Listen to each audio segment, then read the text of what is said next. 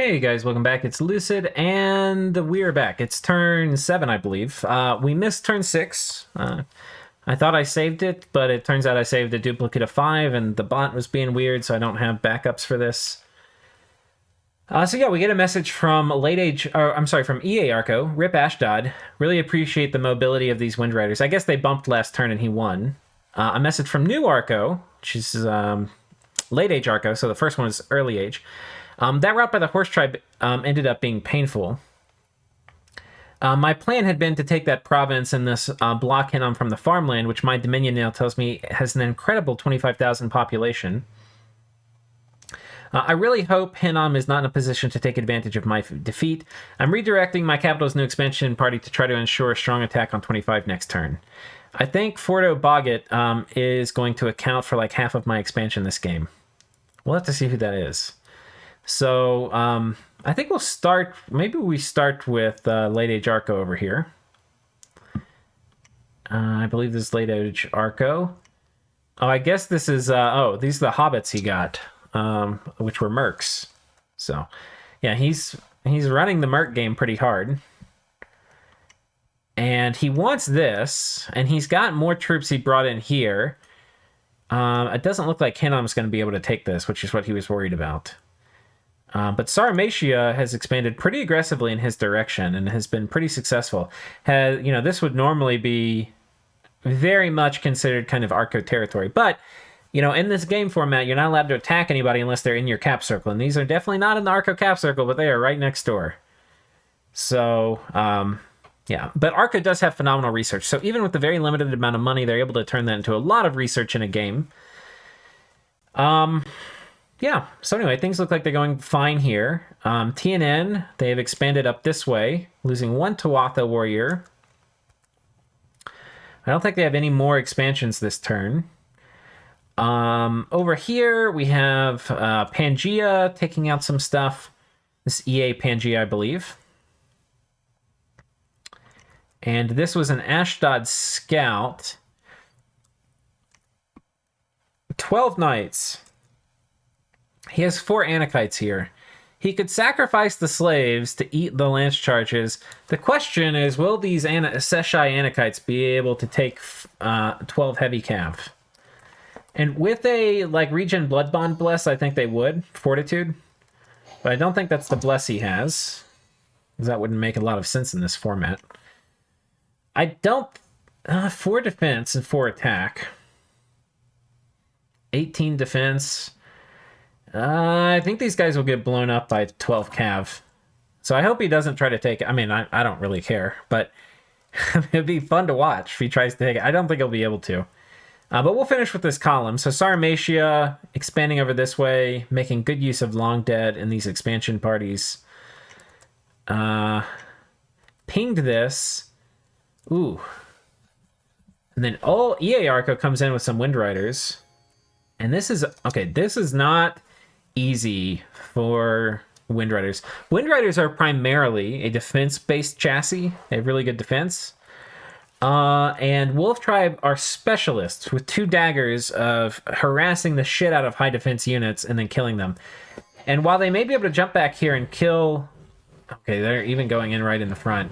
But look at this guy. Defense 14, harass penalty 7. This guy's 21. This guy's 20. But see, once they get surrounded by, even for a second, this guy's going to be, defense 15. Now, all of a sudden, he's going to get hit,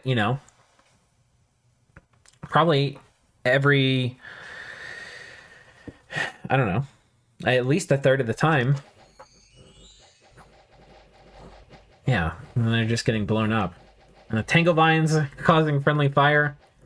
Yeah, it's just, it's not good for them. So that's unfortunate for Arco.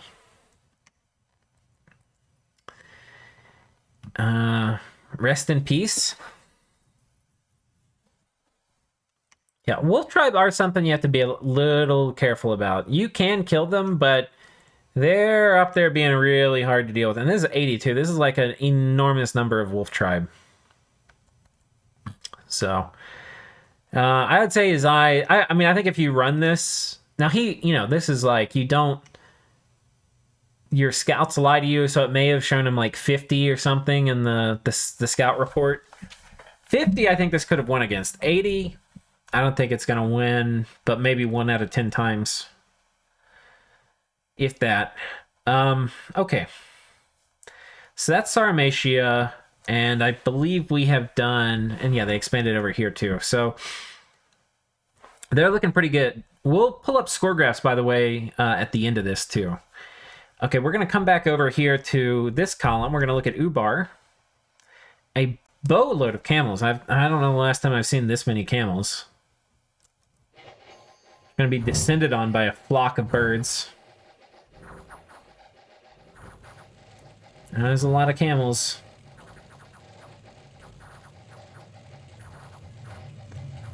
I hope they lose 1. They lose 2 camels. Okay, well, this is not actually that low attrition. That's it. These are expensive. That's almost like 40, 50 gold. Helheim getting all close and personal over here with Ubar. They have been expanding like crazy. I'm almost sure they're number 1. We're going to take a peek real quick at score graphs. Where's Helheim? Yeah, they are number 1. All right. So I don't think Ubar expanded again. This is also like Ubar expansion's a little tricky, I think, because like on one hand the camels are great to like tie things up, but on the other hand they suffer attrition real easily. They're expensive. They're sort of hard to mass too. I mean, like you can get a lot of them kind of early, but I don't know. I feel it's better to mix them in with other things that you can mass more quickly, like get more of the desert warriors and stuff with a small contingent of camels, or have some of the Adite dudes. I don't know. They don't get the Adite dudes, I forget. But yeah, I think maybe just mixing them in with the desert warriors. Pure camels, you know, they're only having 1 expansion party here. And it's possible we missed a turn or something where they lost an expansion party. But this is looking a little rough for them. It's looking a little rough.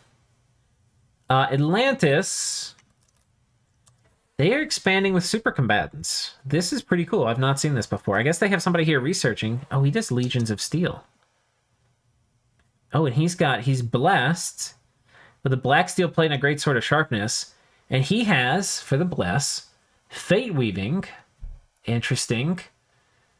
Chillara, Charged Bodies, all and regen. Ooh! And then shock resistance, fire resistance. This is spicy as hell, guys. Charged Body benefits a little bit from Fate Weaving. Chillara benefits from Fate Weaving. I don't think Awe does, but yeah.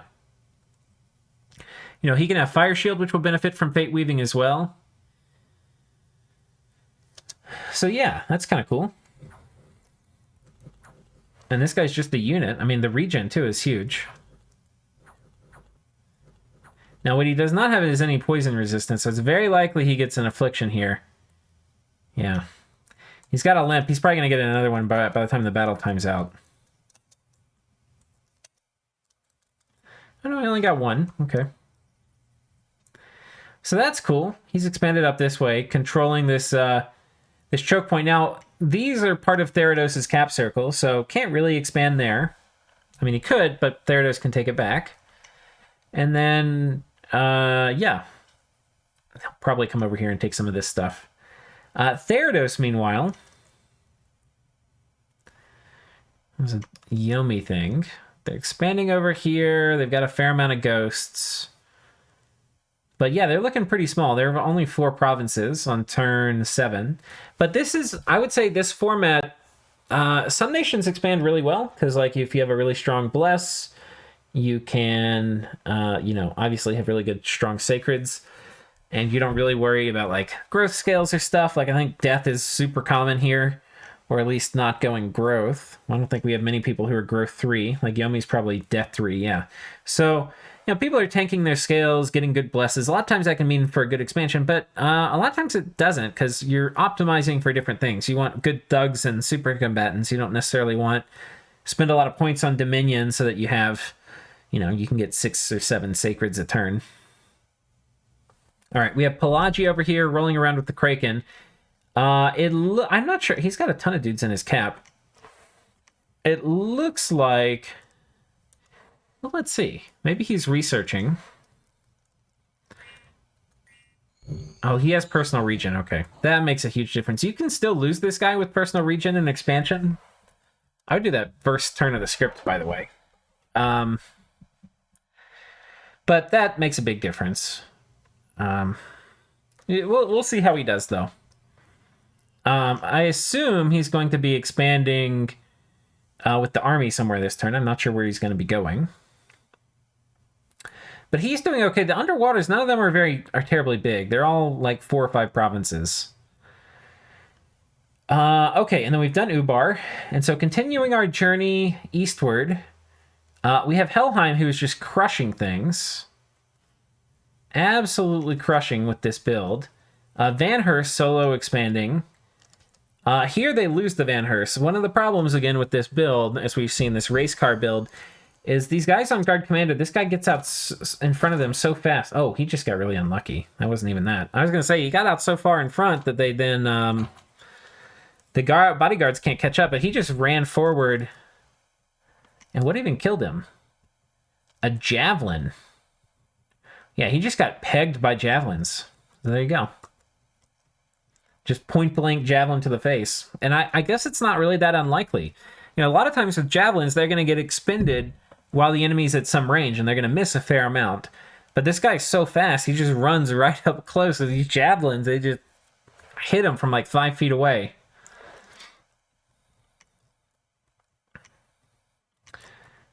And over here, he takes these Jade Amazons. Yeah, he's looking real strong. Crushing expansion. Oh, one of the things I didn't mention, but that was kind of cool, is Yomi has been doing some raid commands and stuff for important battles before he attacks, and that's to get the unrest up so that he gets some chaos power when he sends in the demons. So that's kind of cool. And you can see him making some Bakemono as well. He does fail this with the Dione, though. We kind of clicked on this for a second. We'll see what the Dione are scripted to do. Okay. Well, we did Sulphur Haze a couple times. That did give him a lot of fatigue, though. And yeah, it looks like he's going to get switched forms. No. Okay, he lives. So he kills a few guys and runs off. Probably got an affliction or two there as well. Yomi's looking like, I don't know, they're looking pretty good. They're definitely the top part of the pack for size. They are right here. Okay, they're probably like position 4 or something. And next up we have Gath, who really struggled with expansion. They got their first army killed. I can't tell you the number of times I've seen a Gath in a game struggle with expansion. It just, to me, this is probably like the 4th time I've seen a Gath really struggle. So I'm not surprised at all. They do have, so these are elephants, I think, right? It doesn't say it, but I never trust slingers. Horse Tribe. Yeah, a lot of their chaffy things are not going to do well against Horse Tribe. You know, they could try to go after the barbs. It'd be nice to do it while they still have all these archers, but I don't know. They're going to be having some real problems. Niflheim. They get attacked by some brigand. What the hell? This is an event. I think they just can't kill the Jarl. I think this guy just walks up and punches them in the face until they're dead.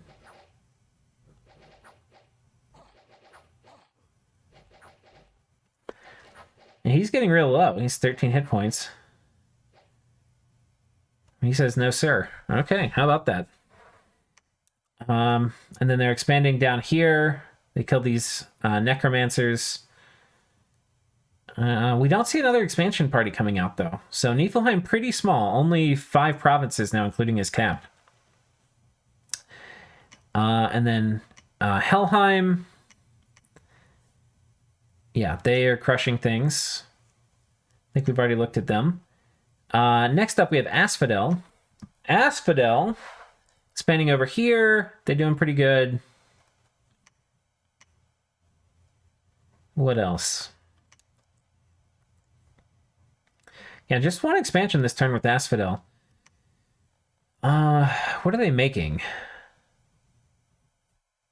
Carrion beasts and mannequins. Guess they're reanimating a fair amount? I'm not sure. Oh my god. Farm of Plenty? Oh. Too bad these are bad sites. A dying forest, at least. That's nice. Oh my goodness. He's gotten some real gems. And he's got this Trinity, too. So it'll be interesting to see if maybe he gets like Enchantment 2 and something else, all 1 or 2. Decides he's going to start using them more for expansion. I think they're more researching right now. Probably doing some of this site searching to find all these sites. And then for Ashdod, they are expanding over this way. Yeah, and they pinged this to see if they want to go there. Ashdod is looking sort of healthy for expansion. They've expanded really far in this direction, but they don't really have anything going on over here.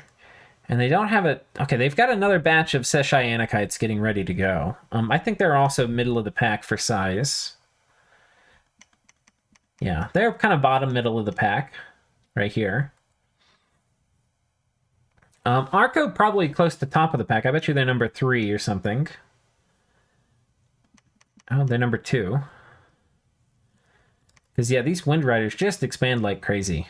That's a really good thing about picking Arco, early age Arco in this matchup is you really can just go and expand like crazy and take everything that's not somebody's cap circle. And they've even lost a couple expansion parties, I think. And they're still this big. So... and yeah, this was the party they lost. We watched that earlier. So yeah, they're looking really big. And they're going to be just having more parties coming out turn after turn. We're going to have to see if they end up doing the Bronze Colossus. We'll see, though.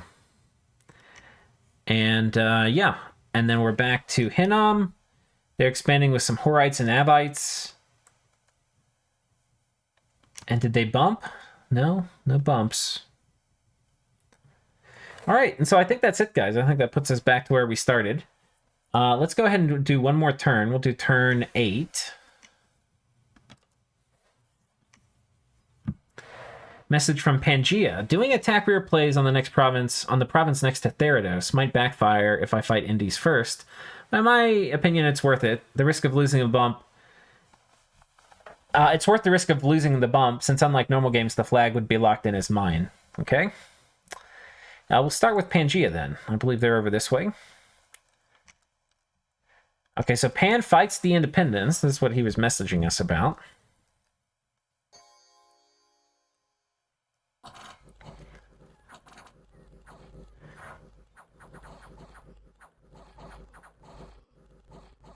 Okay, they get the commander route, and then they fight Therados.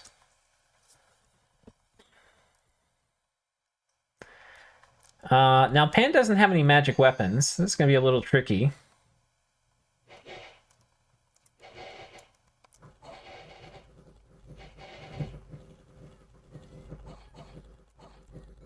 Oh, but they sniped the commander. And Therados is kind of struggling a little bit, so this is going to be really painful for them. I mean, they were about the same size as the other underwater players, but that's going to be a real zinger. And I'll tell you, I tried one time to expand as Therados, and I failed. It's probably one of the nations I know how to expand the least with. And maybe expansion for them is trivial in some way. Oh, look at Ashdod going all up in their cap circle. Jesus Christ. Oh,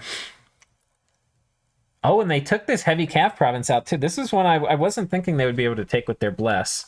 So they do the lance bait here, but this is 12 heavy calf. And they don't have anything here except for defense to negate the lance charge. And they've killed the commander now. And this guy's running, but they've routed... Okay, just a few badass Anakites.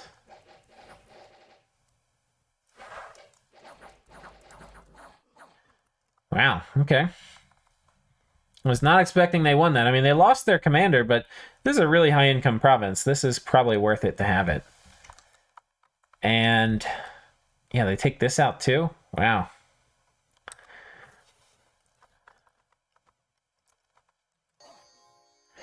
The profit, I mean, the greed here. Splitting the army.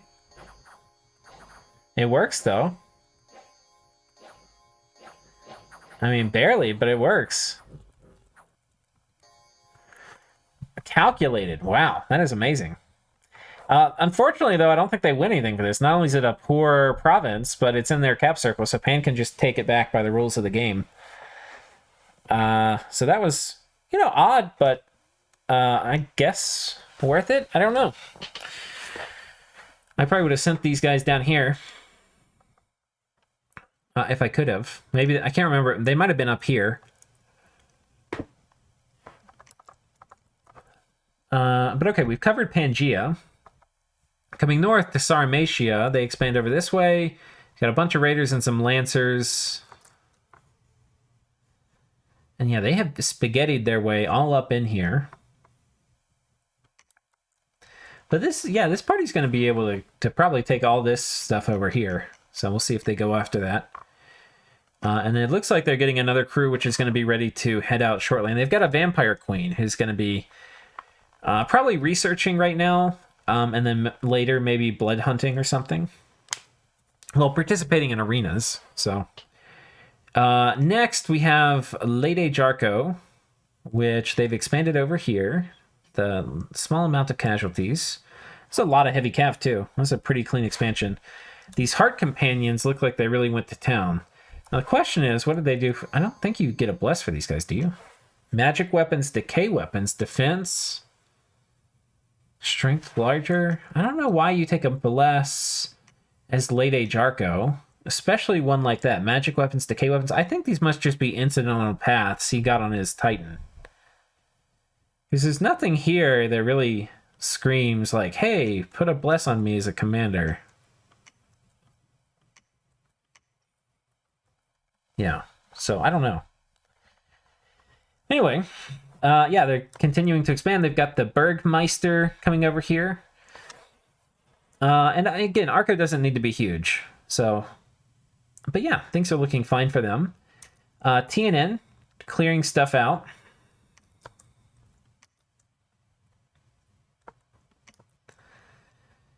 Pan, clearing some stuff out with some Centaur Warriors, basically doing scales expansion. And Pan, who's, I would say, been expanding okay... is probably feeling a ton of heat now. I mean, this feels like Ashdod's just completely locking down the side of the map. So, it's probably a little annoying. It looks like his priority, though, is getting this waterfront under control more than anything else. But we'll see. So anyway, that's Pan. And Sarmatia we've covered. So next up, we have the Kraken continuing to go ham. He has personal regen now. And water shield, okay. And skeletal body. Yeah. Yeah, with water shield and skeletal body and personal regen, he's going to be real hard to kill. So he's kind of gotten through that weak phase. A lot of times, too, when you see a Kraken in like a normal multiplayer game, they're not going to have nature. Normally, it's an Earth Astral Pretender. So in a normal game, you're not going to see it with nature.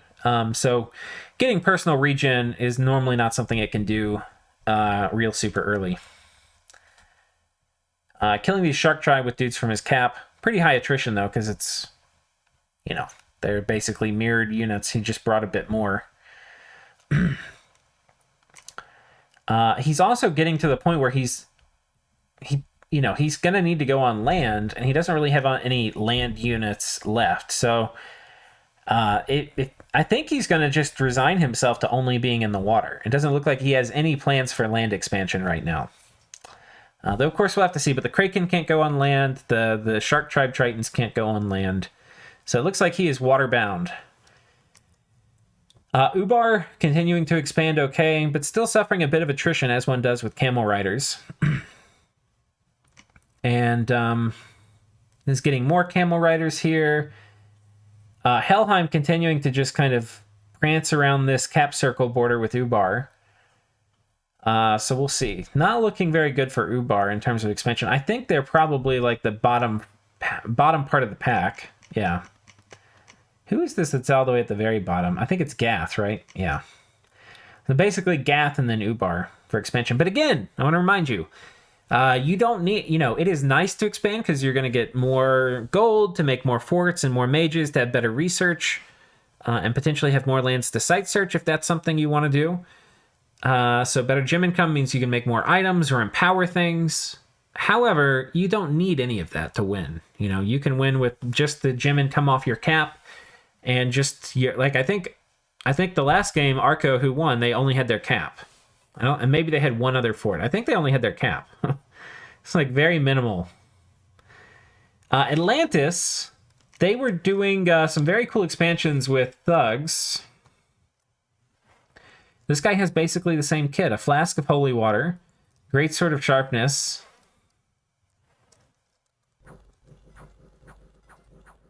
And yeah, these guys just can't get through the protection. And then the Chillar is putting them asleep. And it's basically the same story up here. So he's out of the troop game. He's done. Give me Basalt Kings is what he's saying. And he's got that great Hydromancer at home. Slamming research, getting ready for the first arena. So very cool. Therados, they lost this bump over here, but they have another expansion party over here, so they're still going. They're on the smaller side, but they're not tiny. They're middle of the pack. And we've covered Pelagia, and that will bring us to this column with Yomi doing some pretty big Bakemono party expansion. Loses 6 guys, probably just due to the lance charge. Softening this up with a bit of raiding. He had hit this before with raiding, the raid command. So now when these guys come in, they get pretty big bonuses from chaos power, which is kind of cool. And what does this guy have? Blood Surge on him? Yeah. It's his profit as well. So yeah, that's pretty darn cool. Pretty darn cool. So I think it's just 2 expansions for them. Next up, we have Gath. He's expanding again. He's still got one of his merc squads for the archers, but he's lost or killed off the other one. Just, I believe, the monkeys. So he's taken that. And we can see he's slamming these Saccharite sages for research. Doesn't look like he's stressing too much about expansion. He's probably going to content himself to just have the cap circle and maybe a little bit more. That said, unlike other people are not really expanding super far into him. He doesn't have somebody like Helheim or Pangaea getting all up in his business, or Ashdod. So that's a silver lining to this whole situation for him. Hopefully he can recover expansion. And here with Niflheim, he's hitting these wolf tribe. He's got a Nifl giant out expanding with some Bondies. And this is, by the way, once you start getting into fall, Niflheim's expansion gets a lot more clean. Because really, a couple Nifl giants in Cold 3 can kill almost anything. So they just put stuff to sleep so fast. They have really high defense. Their protection goes up. They're just so strong in Cold 3, it's ridiculous. That being said, they're also a little bit on the smaller end. And they do have neighbors near them which are expanding very aggressively, like Helheim, who is well past, here's Helheim's capital, and they're like, yep, we'll take this. And given this game format, it's his for the rest of the game. So, yeah.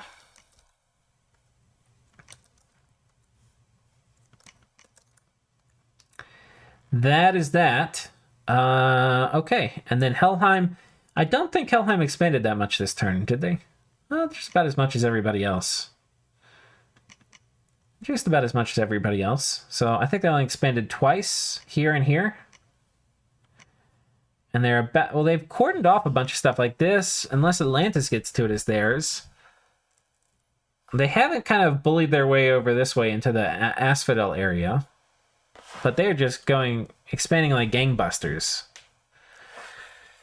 All right. We've seen Yomi. Asphadel, I think we've done this column, but I'm not sure. Have we? I don't think we have. So here he expands with some Wind Riders. And that is successful. Here he fails with the second party going in against the against these Wolf Tribe. Not learning his lesson. He really wants his Wolf Tribe province, but the game indies are not so keen on letting it go. I don't think he has much over here now. It's going to be really hard for him to actually come and get this now. He has chipped it down. It was 80-something, and now there's only 40 left. So, I will watch this, just so you can see what happens. Maybe he tries to snipe rear, which is going to be hard, because I think there's a Barb Commander. I know the Barb Commander's dead. He might be able to snipe the Commander here. This is feasible. Yeah, he tried to go attack rear. He just didn't land on the Commander. And then the guy is going to hit him with Tangle Vines. Basically a bunch of really bad stuff. And then they rout and they get killed. Yeah, that is brutal. This could have worked if he were able to get on the Commanders, but... And I'm pretty sure he was scripted to attack rear. He just got unlucky. Yep, took this out. So that's Arco. Hinnom, expanding over this way, takes the Bloodhinge Druids out. But loses a big portion of this expansion party. Arco did take out this heavy cav. Kind of cool. We'll see how he does this.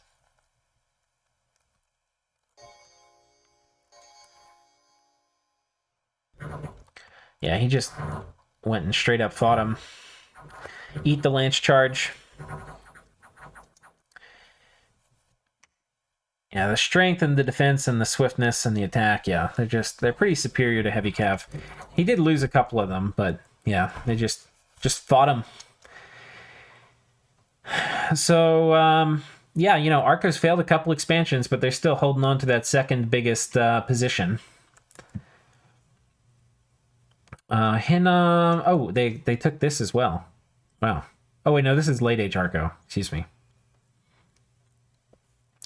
Hinnom's starting to get really pinned in here. Really pinned in. I think Hinnom could actually do Super Combatant expansion, especially if they had an Awake Researcher. That might be the way to do it. Well, they totally torch their scales, but maybe you just like fully torch scales and do an Awake Researcher and just Melkor every other turn. I don't know how many resources you would need to be able to do that, because they are kind of resource expensive. You might need a little bit of productivity to do that. But yeah, anyway, that's that. Asphadel expanded over here. They've got one of the Titans of the Crossroads here. The other Titan of the Crossroads... Oh, she summoned a Bramble Fort here, so that's kind of cool.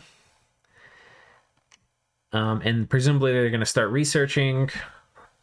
So that's going to be pretty nice.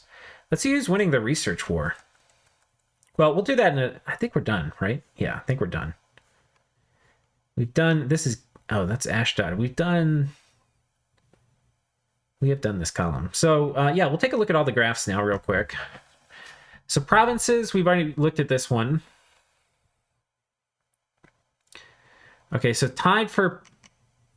Okay, so Pangaea's in position, like, 4. Tirnanog's in position 2.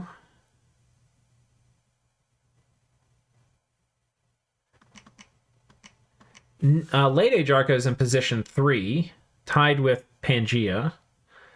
And then Early Age Arco's position 2. Forts, Asphadel with the Bramble Fort was the first person to get a fort up. Not super surprising, actually. And you wouldn't think Asphadel would be the first person to put a fort up, but there you go. Income. There's like a very clear winner here. This is Early Age Arco. Even beating Helheim. I think Early Age Arco has like a much more moderate bless, I think, compared to Helheim. So they probably have better scales as well. And then I think Pelagia is in number 2 for income, which I wouldn't have really expected. But they've mostly finished expanding underwater. They're mostly done. If we look at provinces, yeah, they're middle of the pack, but I guess the provinces they have are pretty rich. Gym income, Asphadel with their Trinities expanding is number 1. And then I believe Pangaea is number 2. So that's cool. I don't know who's down here at 3.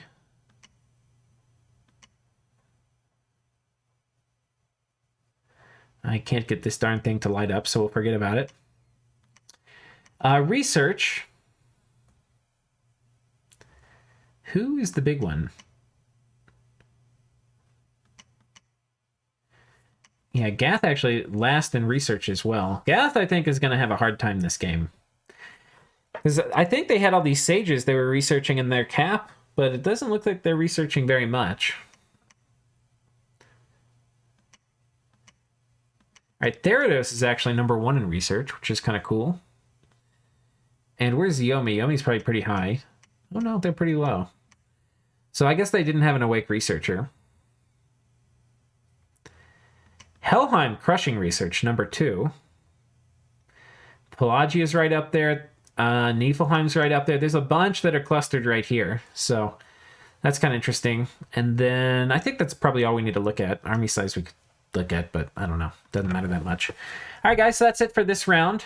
I think, so it's turn 8. We have maybe 2 more episodes until we have the first round of the actual arena. So tune back in and see you then.